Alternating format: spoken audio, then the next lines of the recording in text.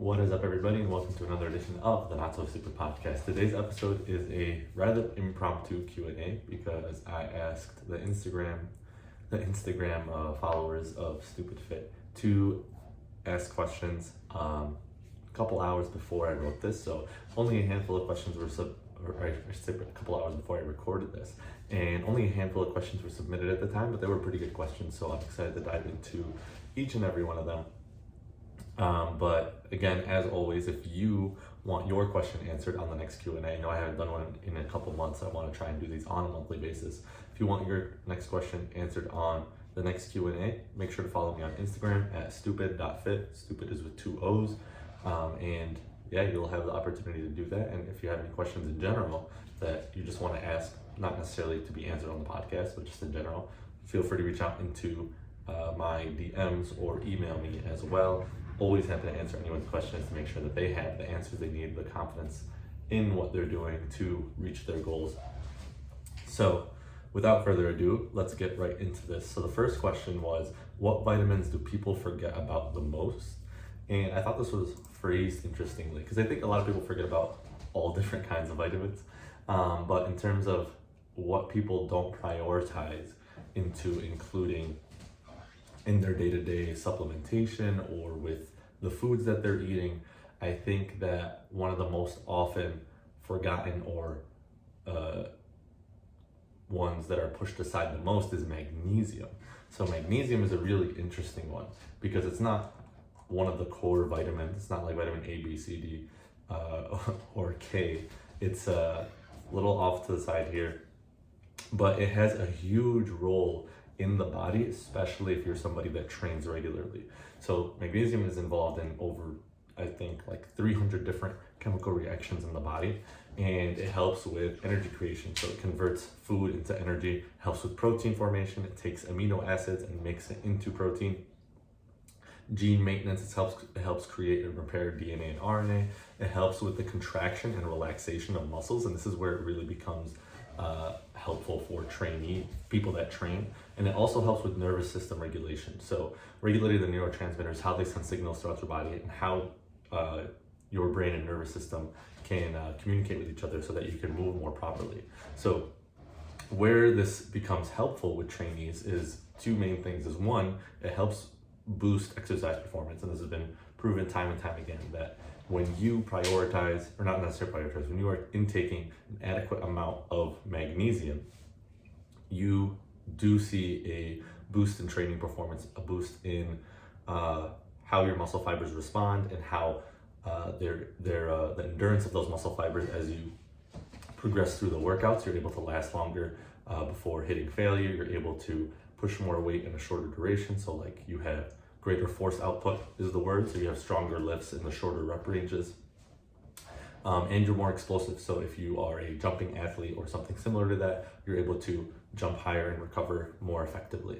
And that's the next thing that it really helps with is recovery, because magnesium is a really big anti-inflammatory. So if you are sore from training, or you find yourself constantly sore from training or really fatigued, a big thing that, and I should say, if you find yourself feeling that way, and you're doing a good job of prioritizing your recovery for the most part, like you're getting your sleep, you're stretching, you're rolling out, you could be magnesium deficient.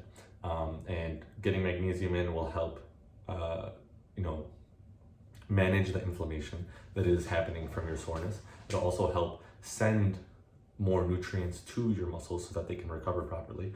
And it helps repair the muscle tissue fibers, or the muscle fibers, so that they can be ready for training the next time much sooner. So magnesium is a big part in helping you with your recovery, helping you with your performance.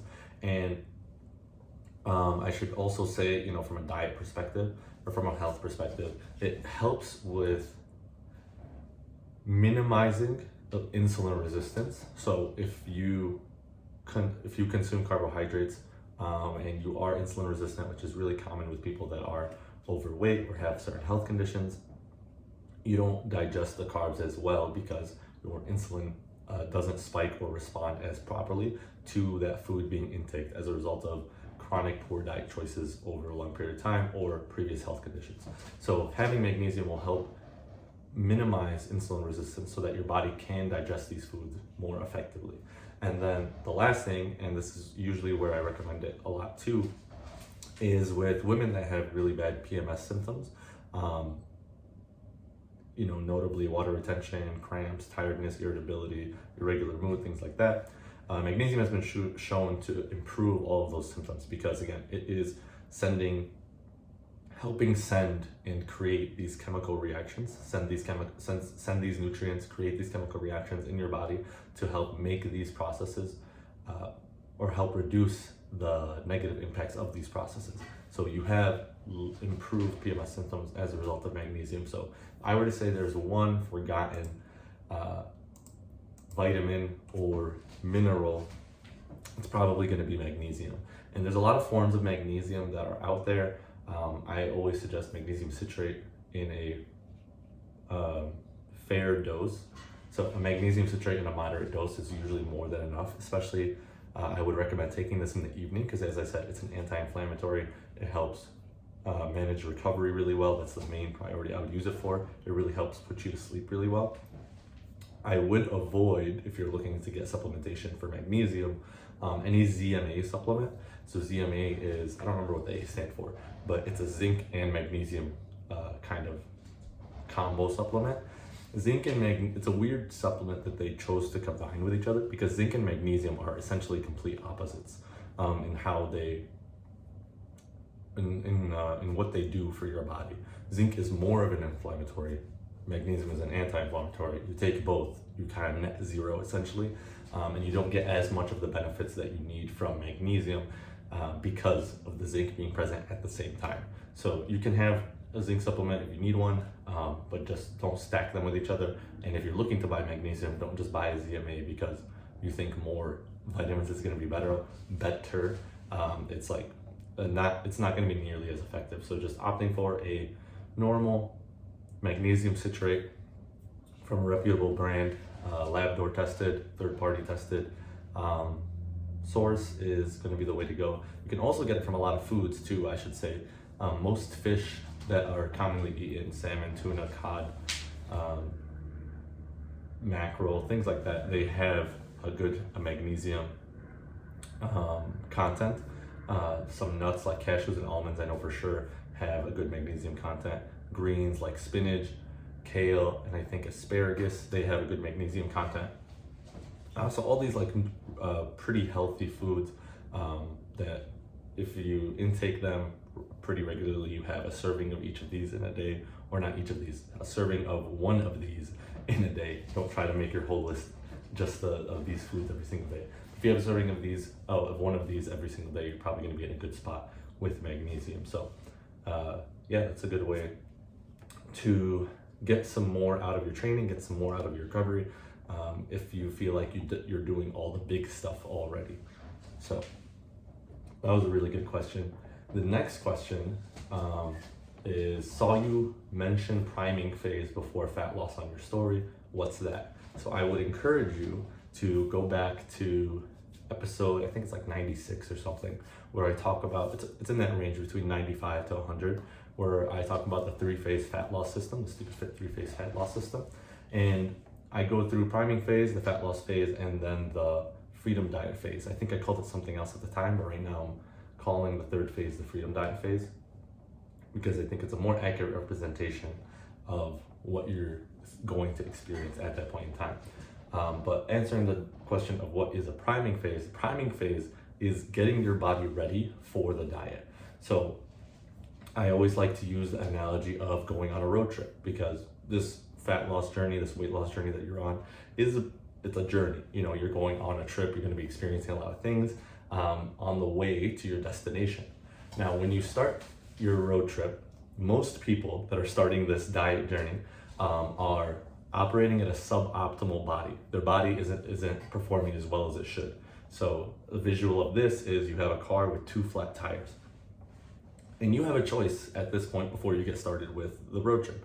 You can take the time to swap out the tires, fill them up with air, get an oil change, get a tune-up, maybe get new brakes, get your body working well so that you can go through the road trip as properly as possible. Or you can not do any of that, drive on 2 flat tires and try to get there as fast as you can, right? That's what most people do when they try to diet. They are running on 2 flat tires and they're just trying to press the gas as hard as they can to lose weight as fast as they can.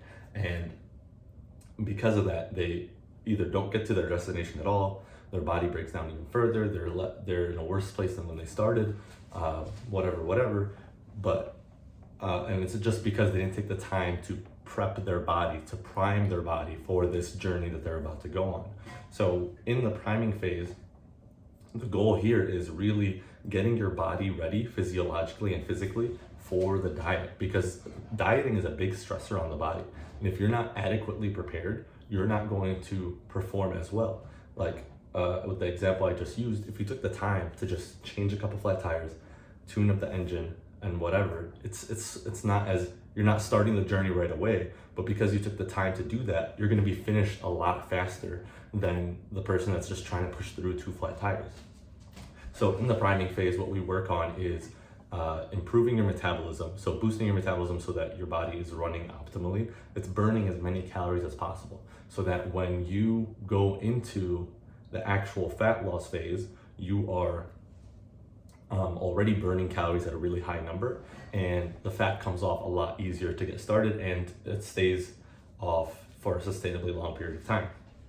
We also improve your metabolic capacity in the sense of you're able to eat more calories in this time frame, which gives you a lot more flexibility and freedom through the diet. It makes the diet a lot easier to adhere to and a lot easier to follow with the plan, basically, because you're gonna have more caloric freedom, which means you won't be as hangry all the time, you won't be as deprived, you'll have a lot more flexibility, and you'll still be able to lose the weight. And then, we're getting you mentally ready for the diet. So we're prepping you mentally for what to expect, because things are going to be hard, as opposed to just kind of jumping into it with minimal expectations. You aren't as prepared to face certain setbacks because you didn't take the time to get yourself mentally and emotionally ready. And during the priming phase as well, outside of the body, we're trying to get certain routines and certain habits in place and strategies to help you make the diet as successful as possible. So for most clients, what we try to work on is meal frequency and protein feeding frequency, so that when it comes to the diet phase, to the fat loss phase, you already have a strategy in place that's going to help make this easy, because the hardest part about a diet is making sure you get enough protein consistently. That's like a main priority. If you have a strategy in place on how to do that, and you've already been doing it regularly, it's going to be really easy to stick to it going through the entire fat loss phase. So that's just one example of one of the many routines and habits that you want to build during this phase, so that you can go through the diet a lot more effectively. So, to kind of sum up this answer, the priming phase is really setting your body up, setting your body up mentally, physically, physiologically, and emotionally for the best success during the fat loss phase. So the fat loss phase is as fast as possible. It's as long as it needs to be. It doesn't go longer than it needs to. And you get the best results possible. And the fat loss phase isn't as daunting and grueling as probably other diets you've done have been or should be, because you took the time to prep for it. You took the time to put yourself in a better situation, so that when you're going on this road trip, you don't have any issues the entire time. I shouldn't say don't have any issues, but you have minimal issues. You have random things that come up, but it's not because your body wasn't ready for it. It's because external circumstances likely. But we also plan for that in advance during the priming phase too. So again, just getting your body ready so that the fat loss is as simple and as straightforward as possible and as effective as possible, because at the end of the day, no one really likes dieting for too long. So instead of making it harder than it needs to be, we put the work on the front end to make it easier and make it not as grueling and daunting as it usually is. So that's what the priming phase is. And then after the priming phase, you go to the fat loss phase, which happens. I forgot where I was going with that.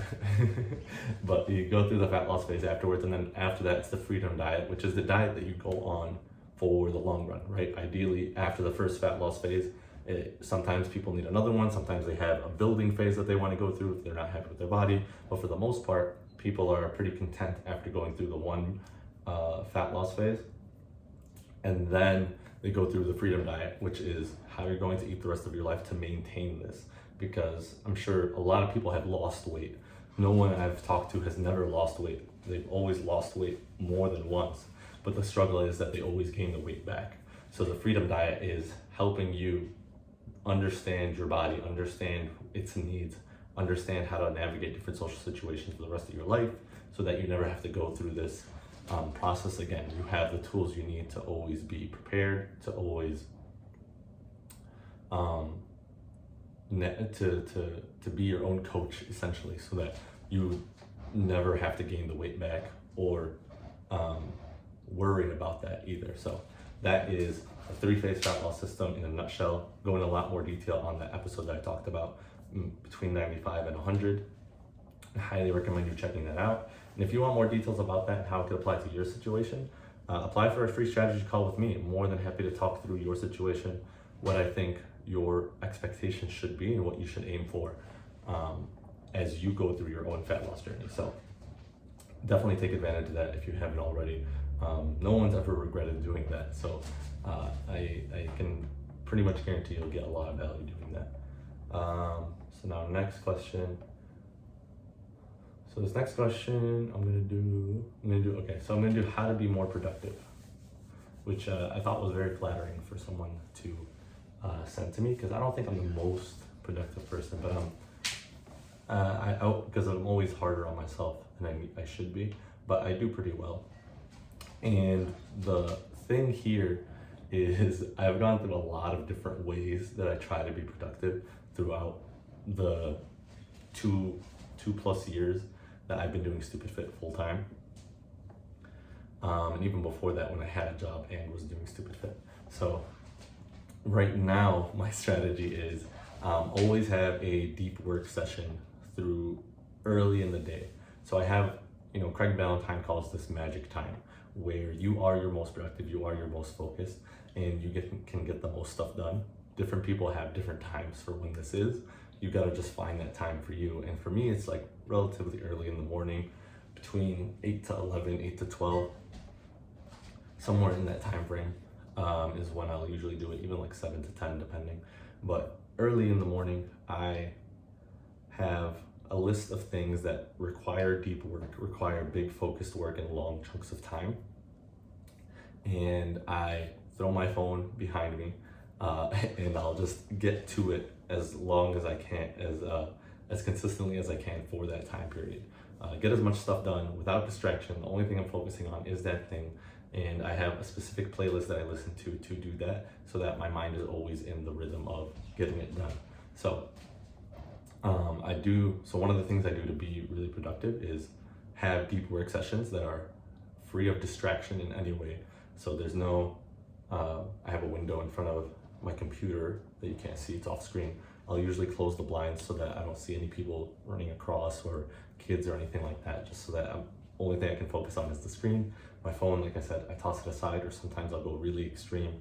And if I'm feeling if I have a strong desire to be distracted, I'll put it downstairs or even in my car so that I don't have to get to it. And I have a sand timer over here that I'll flip as well, and I kind of just work through for that hour, and then I'll flip it again and do it again if I'm feeling it, or I take a 5 to 10 minute break. So that's the one thing, is making sure that you have deep work sessions so that you only focus on one thing.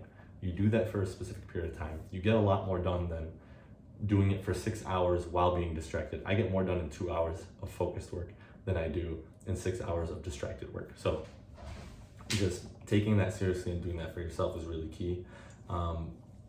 Another thing I would say is just having a big list of what's important, of all the things you need to do, and then dividing it up into what's important and what's kind of not as important in the grand scheme of things, but sounds cool and you still want to do it. Just put it on the side, and whenever you have the desire to create that thing, you can roll to it. But ideally, you have a list of really important things that need to be worked on a daily basis.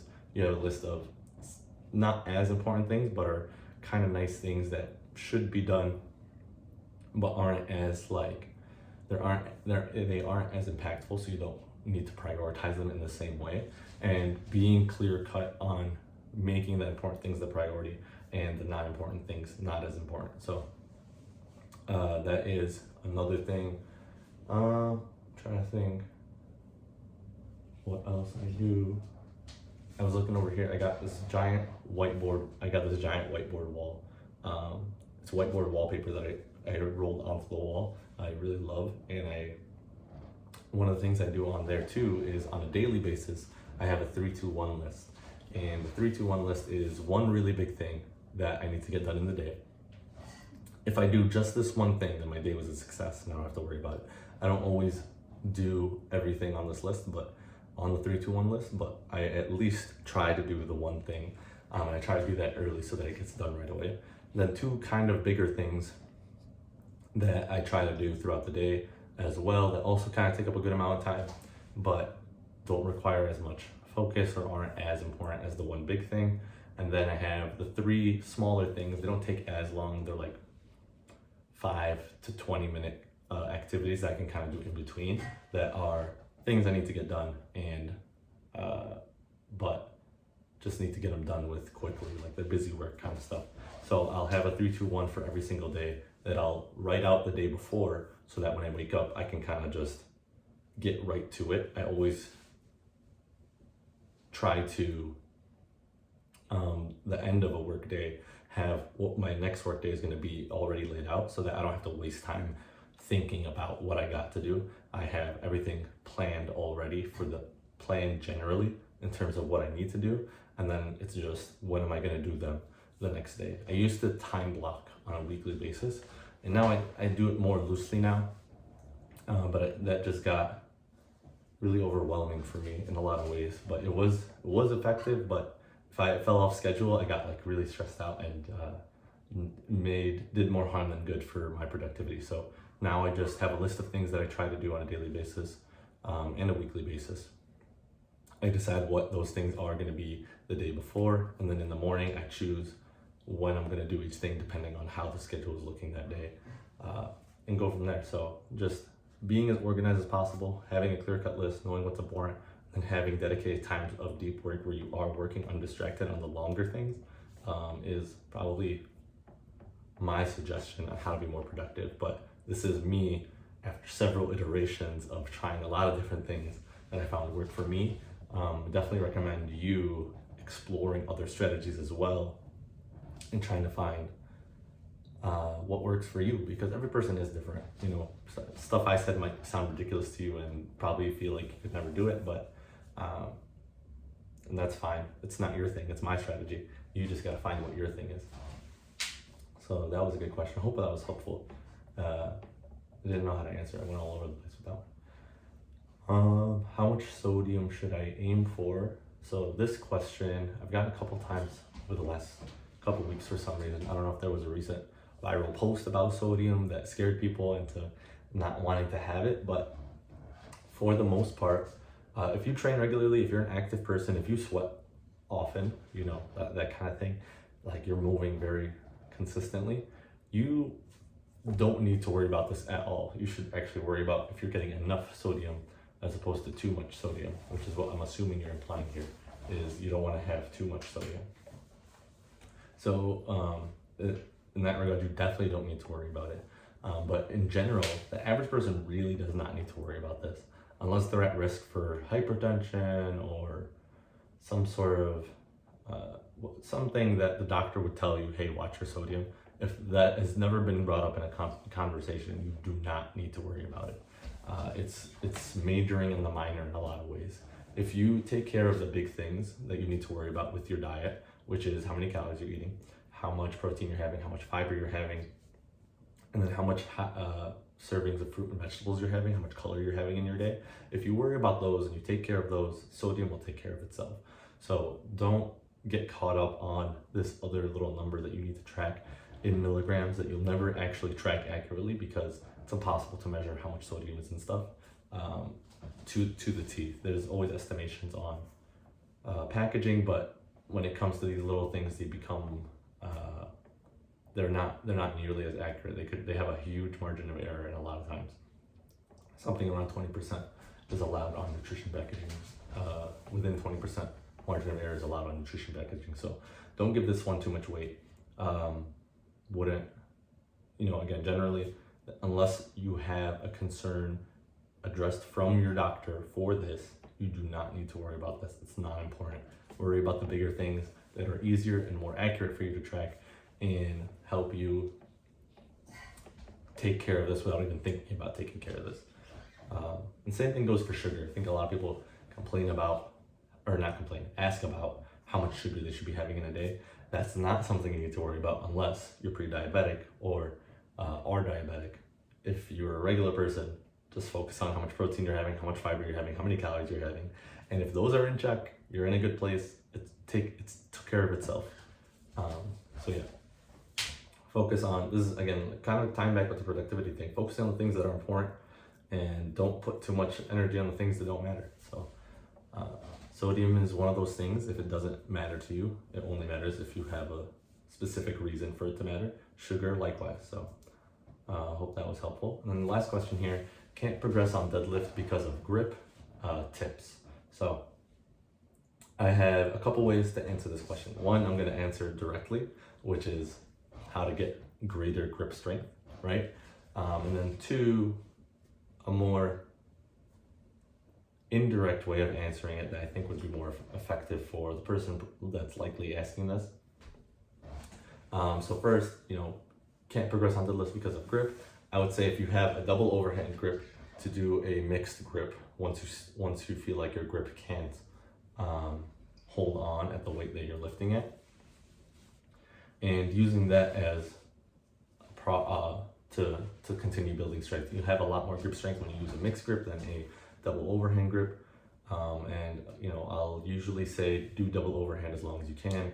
And once you can't do it anymore, you feel like your grip is the weakest link, the rate limiter of this exercise, you can switch to a mixed grip and get just as much benefit from it. I'm sorry, not get as much benefit, I should say. You're still able to progress in your lifts, use your legs and back and arms are able to lift this, but your grip isn't. Doing a mixed grip will solve that pretty quickly. Things you can do to help strengthen your grip is really just practicing. So doing a rack pull and just standing up as long as you can while squeezing the bar as tight as you can will really strengthen your grip. Doing plate squeezes, so taking a plate and grabbing it not by the handle, if your plate has a handle, and just squeezing it as long as you can, holding it down on your side, and just aiming to not let go of it. That's a really good one to practice. And if your grip strength is a lot weaker than your deadlifts, you should definitely be working on grip strength. But in the meantime, have use wrist straps or Versa grips to help with pulling without having the forearms be the rate limiter of that. So that's a few things you can do directly to address your grip strength. But on the flip side of things, if your goal isn't strength, if your goal isn't trying to get stronger at lift, you're not competing, you're focusing more on physique-based goal, you're trying to do deadlifts so that you can get a better butt, better hamstring, more defined legs, anything like that.